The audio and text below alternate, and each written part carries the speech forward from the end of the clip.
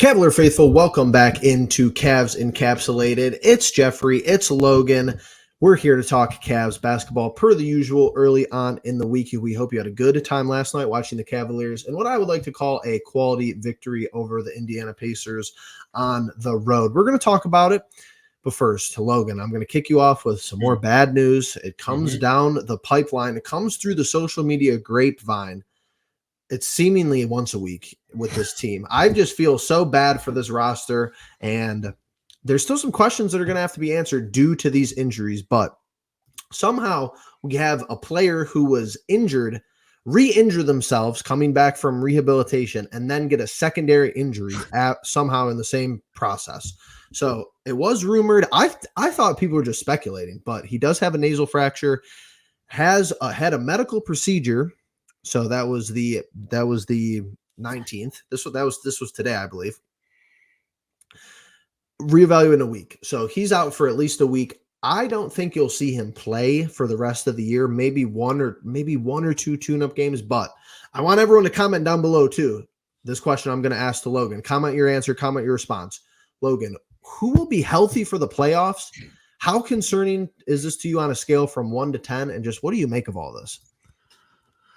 Oh boy, all freaking season it just seems okay. I've gotten to the point. I said this last week that I laugh off these injuries because it's just like regular news now. It's breathing air as the Cavaliers are never at full strength. But what's not funny in the grand scheme of things is we haven't gotten to see this team at full strength for an extended period of time. When I'm talking about like extended period of time, I'm talking like even just 5-6 games. And I could be wrong. I could be exaggerating that number, obviously, but I think about like back in 2016 when I felt like every single game was watching Kyrie, JR, LeBron, Love, Mozgov, or Thompson, one of the two. It just felt like it was inevitable. You were always going to have a healthy lineup, or at least it just seemed like a lot of the times back then there was like role players getting hurt, or maybe a guy had to sit for a little bit. Maybe it was an extreme injury like Kyrie Irving had, and it took a while, but it's almost worse. That's all these little piddly injuries. Now, I'm not talking about Mobley and Garland having 6 to 8 weeks. Those are considered major injuries, but it just seems like every time we're almost there, another guy goes down, and it can't be worse than a guy like Donovan Mitchell going down. The only reason I'm upset, because like I said, I'm trying to laugh off these injuries at this point, because if I don't, I'll be miserable every day. But the thing that worries me is playoff times are coming, and we're not going to have the appropriate reps. I sort of feel like we are going into the playoffs and winging it. And I'm not saying that we actually are winging it, but I'm saying in regards of like, we don't quite know what the actual rotation is when we're at full strength. Yeah, we have an idea. Doesn't mean I like the rotation. And JB Bickerstaff doesn't have anything to play with right now. He's a fantastic coach when we're down. But when all the pieces are there, what are you going to do? What are you going to show me? And I don't think he's going to get a chance to show me before the playoffs. I do think Donovan does come back to play a couple of tune-up games, like you said. I think you kind of have to. I think you can't go to the playoffs after missing a bunch of time and just like, hello, here we are. Right. But that's how it feels for the Cavaliers. I'm not saying they're purposely doing it, but I'm saying it's running into the situation where you're going in just kind of like, okay, we have the pieces. We don't have the structure, but let's hope pieces win out. And in a way, it's kind of almost exciting. Roll the dice, see what happens, bet on black or red, and roll. But as a realistic sports fan, that does terrify me a little bit. It's going to be, nothing short of interesting all the way from here, finishing out the regular season into the playoffs. Piggybacking off what you just said, it's really to work with what we have, and then you hope that you're at full strength. That's really, really obvious. But you have all these guys who really haven't played, extended minutes. Some of them have, your Leverts and your Okoros of the world have shouldered the load as far as, these guys are out. You're going to have to step up. But you have Niang playing starting minutes. You have Tristan Thompson coming back from the suspension. He's going to be playing a lot of minutes moving forward. No Mobley, Dean Wade for personal reasons, everything considered. You have guys who are going to be playing more than they thought or more than we thought they needed them to be playing, just to turn around and be like, okay, we're going to need you for maybe 8 minutes in a playoff game. Even your Sam Merrills of the world, your newcomer Marcus Morris, which we're going to touch on him really quickly here once we look at the box score. Want to hear, how fired up you were about his signing and more or less his production in the first game. But it's really concerning that I feel like we have a lot of rhythm players on this team. When JA is not in that rhythm, he's lesser of a talent. I get that that's probably the status quo for a lot of NBA players, but it just seems like that's who we are. DG Donovan's the only guy I feel like, okay, 3 possessions later, he could have, 9 points, 2 threes, and then the third three gets fouled. He's going for the 4-point play and one to give you 10 points in 3 possessions. I don't really know if we have other guys like that could just turn it on if they're having, a bad moment or a bad night. Even guys like Dean Wade and Merrill, without getting consistent reps or maybe getting too many reps, maybe getting too many looks at the basket. It's just kind of an intriguing situation to delve into. But with that being said, we're going to touch a little bit on the Pacers game. And yeah, the playoffs, we'll be covering it here. Make sure you're subscribing, hitting that like button, and making sure your notifications are turned on because we're really going to ramp up for the playoffs. You have to, this is what we cover the team all season for. So, Logan, I'm gonna go one by one, kind of after you give your initial thoughts, Cool. give my reaction to how these guys played last night as a whole. Even CPJ getting some burn there last night, but start with the Marcus Morris stat line: 20 minutes, 14 points, and the 4 rebounds, and then just kind of go out from there. Well, you kind of mentioned it in the previous point, right? These guys have to adjust come playoff time. You're getting a bunch of minutes, then you're not getting as much minutes. Or you're getting some minutes, and then you're getting a bunch of minutes. A guy like Marcus Morris makes a lot of sense. He's a veteran. He gives you what you need in the minutes that are allotted. Marcus Morris, I've had my eye on him since the 2016 first-round matchup against the Pistons, where I felt like he couldn't miss a three-pointer. He reminded me of like Rashard Lewis having flashbacks as Detroit was staying in those games in that series. But I also loved Markieff Morris. I've always been a big fan of the Morris brothers, and I always thought they'd be perfect role players for one of the LeBron teams. But then I sat here and I saw that we signed him. I was like, well, it's definitely a few years later than I would have liked, but he fits exactly what the Cavaliers need. A veteran, a tough veteran who in minimal time can still I still think there's a random day that Marcus Morris can give you 20 points on a random night. Like, for sure. I really think this signing reminds me a lot of Channing Frye from 2016. Who the hell cared about Channing Frye on the Orlando Magic? Apparently the Cavaliers saw something in him and ended up working out wonders. I'm not saying Marcus Morris about to get extended time because believe me, when the playoffs come around, I don't know if he will. I have no idea. But I do think a 14-point, efficient 5 of 7, 4 triple type of day debut for Marcus Morris, it's got to grab your attention. The big guy I want to talk about real quick before you go on, Caris LeVert, right? He is the X factor of this team.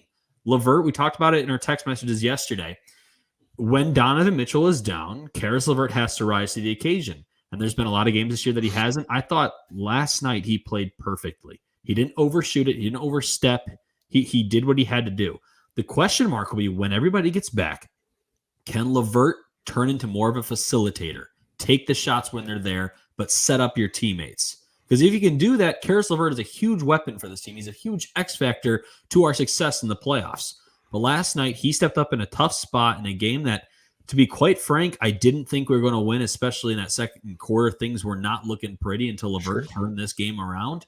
But yeah, Marcus Morris, I think, is a fantastic addition. I think Caris LeVert, when he understands his role, is good to go. We get away with a bad shooting day from Darius Garland, but a lot of guys stepped up. Great defense overall, especially on Tyrese Halliburton, who continues to struggle. It was just really a feel-good win last night. I think if we lose last night, we're kind of thinking, God, like, oh, yeah, there's injuries, but guys, come on. But, right. A win like that gives you a little bit new life as you come down the home stretch. Let me get my thoughts out here about the current roster compilation with the 3 major injuries, 1 rotation piece missing due to personal reasons.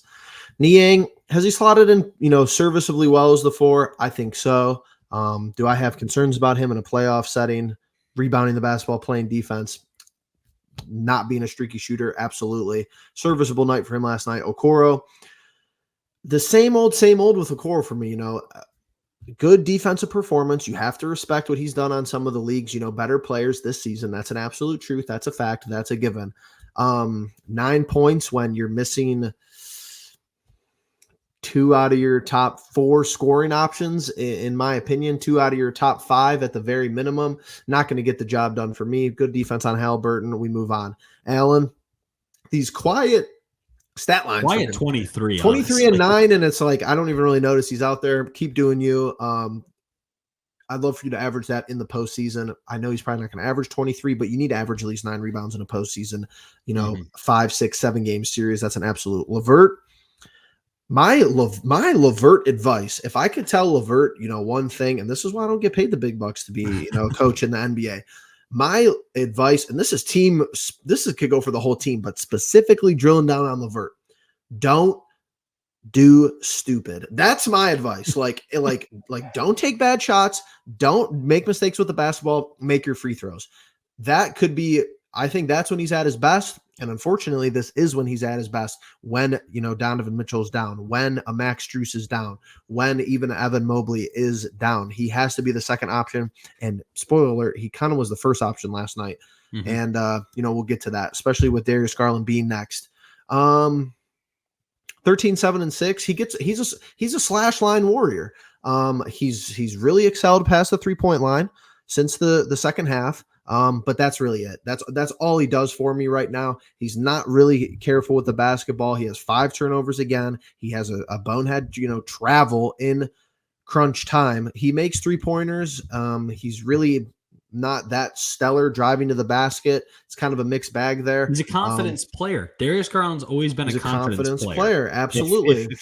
If the first quarter he comes out and knocks down, it gives you 21 points, against like whatever that happened a couple of nights ago. He only finished with 30. But my point is, when he's hitting early, then he plays on a rhythm. Like I remember game 3 of that Knicks series last year. For one singular moment, I was like, we can beat this team. And it was in the third quarter, fresh out of halftime, first 6 minutes. Garland had 9 points and 5 assists. He was rolling because he had the confidence. Things became easy. I just think Darius right now, until he finally has like that one breakout game, and I'm talking breakout game, I'm talking like a 40 bomb, which he might have a chance to do with Donovan Mitchell out for a week.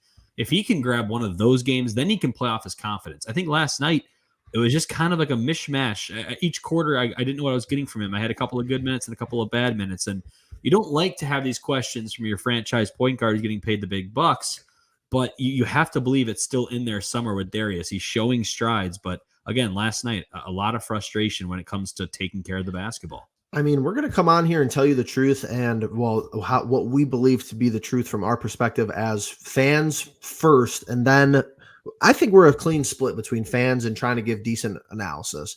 You're not going to like everything we say. You're going to love some things we say. You're going to hate some things we say. That's kind of how we like it, because you could say that everything that's been stated so far has, trended toward the negative. I'm going to come back and tell you, as far as putting a bow on it, they played good basketball last night. Heck yeah. But good basketball in March, I'm going to keep saying it. Move me. Make me please just shut up. Make me be quiet and make me come on here and say we took out Team X in 5 games. We swept Team Y in 4 games. We we shouldn't even have maybe been in a series and beat a team in 6 games. Please, that's all I'm asking for. I like let's make it to the playoffs and see what happens. What you've proposed, what we're doing, Logan, which I totally agree. That is not a strategy for franchise building, for competent franchise creation. But Merrill, to me, kind of let me wrap up here. Merrill, I don't understand like the Merrill distaste as far as the rotation. I get your arguments. If you make arguments that he shouldn't be out there, he shouldn't be in a playoff rotation. I think he's the easiest guy off the bench to incorporate into a playoff rotation. What do I mean? Put him out there. Run sets for him. If he's 0 for 3, 0 for 4 from deep, pull him and don't play him the rest of the game. If he's 2 for 4, 3 for 4, you probably have a lead, you have momentum, and you have him confident. Nobody else off the bench is like that. If LeVert goes out there and is 0 for 4, you better well guarantee he's probably going to be 0 for 6 or 1 for 7 or 2 for 7, or he ain't going to stop chucking, and you might not have the resources, and you might not have the reasonability to pull him. You don't have anybody because else of his contract, because of how good he's playing down the stretch. Like, you can't fall in love with guys because they do this for 5 games, because they do this for 2 games. I need dogs the first night of a series moving forward. Everyone else, you had to play him because you play him because you had to play him. Marcus Morris steps up, veteran presence. I think he could calm a room down if shit hits the fan in a playoff series. Tristan, you got to play him because you got to play him. I don't see how he's got a rebound. Yeah, I don't see how he sees tangible minutes in a playoff series. I think that if you're seeing a Tristan Thompson going 15 plus minutes on average in a playoff series, that's probably a bad sign for us. Just my personal opinion. And then CPJ, just get him some more run. Darius not lighting it up, so kind of have to have someone else out there besides LeVert who could handle the basketball in any sense of the word, because you look up and down this list, Logan, there's really no one else there. No, there isn't. I mean, we talk about it, Caris LeVert.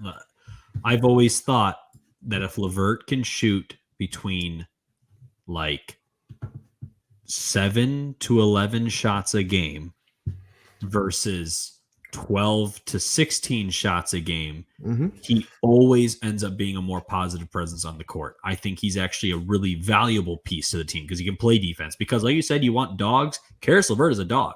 I'll give him that. I mean, the dude plays with so much tenacity. The guy skies. We've never questioned his effort. We've never questioned his ability and effort. It's just like, does it make sense? Are you doing stupid or are you not? It has to work within the flow of the offense, within the flow of the Cleveland Cavaliers. I thought last night, him being the head of that flow helped a lot. I think it actually made it easier for him. Maybe it was a little bit with the Indiana thing, coming back and having his quote unquote revenge game. But sure. I really think LeVert, like I said, he either takes us to the next round or hurts us in that first round. He is such an X factor. The guy has to play within the system, and he can. So I'm hopeful. I really am. I really saw some things I liked last night. Indiana's been a thorn in our side throughout this season so far. I don't think they're a great matchup for us, but let me just cut to the chase, everybody. Nobody's really a good matchup in the Eastern Conference right now. I mean, the guys at the top, Boston, the guys like Milwaukee, who are a game behind right now. Look at the bottom. They got to face Miami, possibly. They got to play. There is some teams down there that it's just not easy. Any way you slice it, wherever seed you get, it's going to be tough. So I sit here with that in mind, thinking this is going to be a really big, huge playoff series. And I'd like to think we're ready.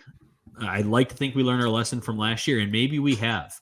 But until I can actually visual with my eyes, believe me, guys, we'll get on this podcast the day after the Cavaliers beat a team in 5 or 6, and we'll praise them beyond belief. We have to understand, as fans, we bruise easily. We get scarred easily. We think about random games on a Tuesday in February that still bother us from 7 years ago. So a series like last year will bug me beyond belief until we are in the playoffs and we're successful in the playoffs. When that happens, I can finally exercise that demon, and then I'll bitch about it about 3 years later. So just understand there's a lot riding on this series. We can't just wing it, like I said.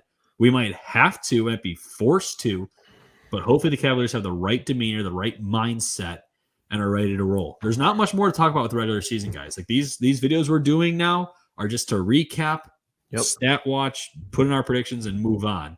When the playoffs come around, it gets real. And it's like, don't lie. Don't tell me that my eyes are lying to me. Like if somebody ran up to you and hit you over the head with a hammer, and then you had a whole line of people that were like, well, that might have happened. You might have got hit in the head. You might not have got hit in the head, but you were standing there for 10 minutes. Right. The other 9 minutes you were good. Like he didn't hit you the other 9 minutes you were standing there. Like you won one game last year. Oh, you're still harping on it, blah, blah, blah. Like and here's the thing. I'll even go this far. It'll be unpopular. That's kind of the role I've taken. That's my character arc this season. I'll live with it. If you come out and win the first game of a series, I'm still not moved. You got to win 2 games for me to be moved, because guess what? You only won 1 last year. That's how it goes. That's how the cookie crumbles for me. You might bake your cookie a little bit differently. And hey, that's all respect to you as far as fandom. That's why we come together and talk. We have differing opinions, and it's really, grown men playing a sport that we like to watch and we like to cover at the end of the day. So speaking of that, we're going to get into the predictions. We're getting into the minutia of, not a great week for Logan and Justin. We have Justin's Productions phoned in here tonight, so we are going to include him. Couldn't be with us tonight, but 35 and 33 makes me sick to my stomach. We don't have a whole lot of things to say. 2 of my last 7, 2 of my last 8. Brutal. Justin's not missing much, but let's fill in the audience here. He's going to go Cavs, T-Wolves. Oh, skipping, going way crazy here. And Heat. So he has us splitting the Heat little 2-game set here. And then he has the Timberwolves beating us. That game is on the road, Logan. So 2 of these 3 games are on the road. I guess I could kick us off here because I actually agree with Justin's line of thinking. I think we're playing inspired hoops right now. I know Miami has to play competent basketball too, depending on what seeding they want. And here's my thing before you go. And I'm gonna get the overthinking or the conspiracy label. This is a game where Spoelstra don't really care about winning these 2 games, in my opinion. All right, let me rephrase. He might care about winning these 2 games. He cares more about what he's going to gather from us than winning these games. Sure. If he loses both of these games, but he develops his whole scouting report, if it's a 3-6 matchup, us versus Miami in the first round, based off of the 2 most recent games, and maybe this is where you make the argument the injuries are helping us because you don't see the Donovan Mitchell sets. You don't see what we're going to do with Evan Mobley and what we're going to do with Max Strus and how Dean Wade kind of plays an impact role. But at the same time, we don't really know what that looks like either because they're not out there. And they haven't been out there on a consistent basis, specifically the Mobleys. Donovan's going to have to be working through 2 injuries himself. And then, Max Strus, it makes it seem like, he hasn't been right all season long. So going off of Justin's kind of line of thinking here, I totally agree with him. And he's going to say that I'm doing this to stat pad and to make sure that I win out this year, this year. And, that there could be some. Welcome to the top, buddy. That there could be some sliver of truth there. But I mean, I think that this is the correct prediction, specifically with this Timberwolves game being on the road and we just beat them. It's very difficult to beat a team twice kind of in rapid succession. And then you turn around and have the same argument for the Heat game. So I'm curious. It's not going to be a fun predictions here. I'm going the exact same. I just think that's the only right answer. Could the Cavaliers surprise us in that second Miami game? I think so. I really think they could. Especially, historically we haven't been good in Miami. Recent years we've been okay. But I think the T-Wolves are pissed. They know they shouldn't have lost that game to us. I think they're going to be raring to go. That's why I think that first game at home, you kind of have to grab it just to grab something out of this week. It's not going to be easy. I mean, we've talked about this before. I remember after we went on our win streak, we're told we're the second easiest schedule the rest of the way. I was like, maybe team wise, but all these kind of seem like a lie. All of these blanks, and here we are facing the Timberwolves and the Heat in one freaking week. That's not fun. Coming off a week that we play some other good basketball teams. The NBA is tough these days, and I'm not going to catch you guys in the predictions, and there's no point in me really taking any risks here. I think at the end of the day, this is the right way to go. Yeah, absolutely. I mean, I think you said it there. Just the blanket, easiest schedule and this and that has been a flawed talking point in sports for a while because a lot of those statistics, and there's really no other way to do it as far as compiling the data really quickly, is win percentage. Yeah. So, I mean, Miami, they're fighting to try to stay out of the playoff or the play-in, and those play-in teams are 500 teams. So as far as win percentage, truth may be told on that front and just overall records, but the broadcast every night, it seems like they reiterate this, and I'm glad they do. We do not play 2 games in the same city until April.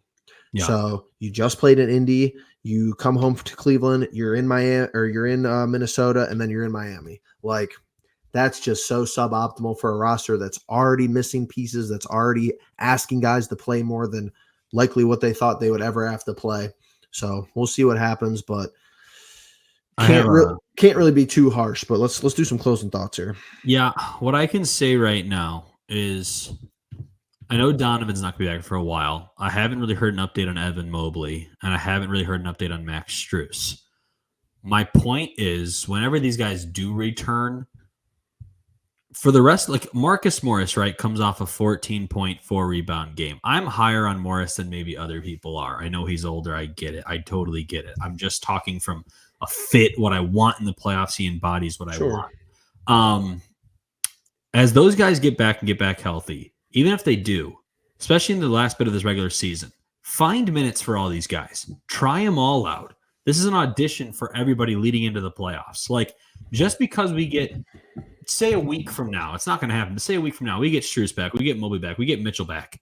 I'm still giving Marcus Morris 10 minutes. I'm finding 10 minutes for Sam Merrill. You almost have to. Just do it. Plus, I don't need any more strain on the bodies of these guys in the starting lineup. I just don't need it.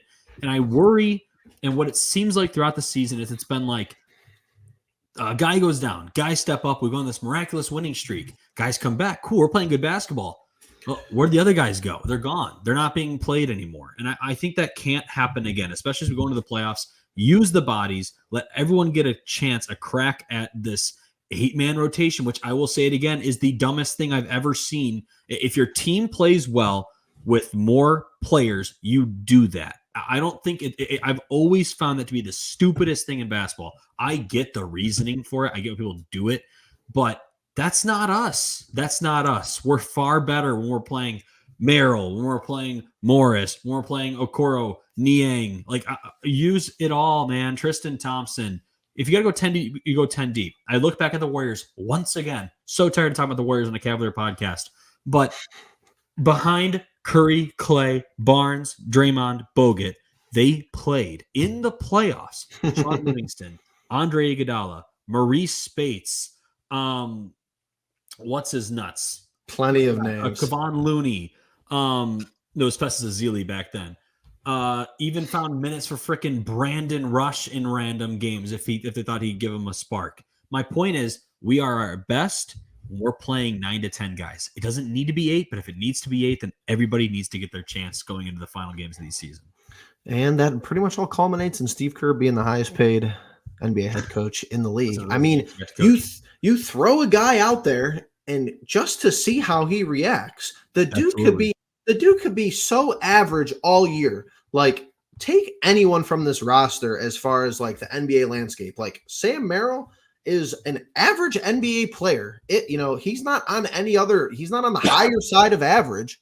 Isaac Okoro is not, exponentially on the higher side of average. These dudes could come out and they could give you impactful minutes and they could shine in the playoffs, and you could have people who are superstar talents really, really, get small and die in a playoff situation. Yeah. So I agree with the point. I enjoy where you're going with that, but I mean, yeah, only a couple more of these episodes left, guys. Cavs Encapsulated, almost done with another season in the books. Absolutely insane to say and even think about. But yeah, if you made it this long, hit that like button, comment down below.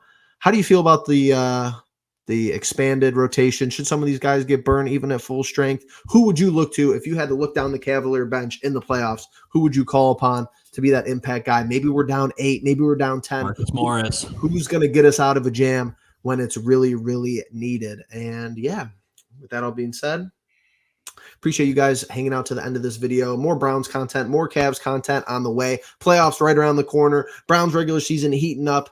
We're not going away anytime soon. But with that being said, we appreciate you being the pulse of it all.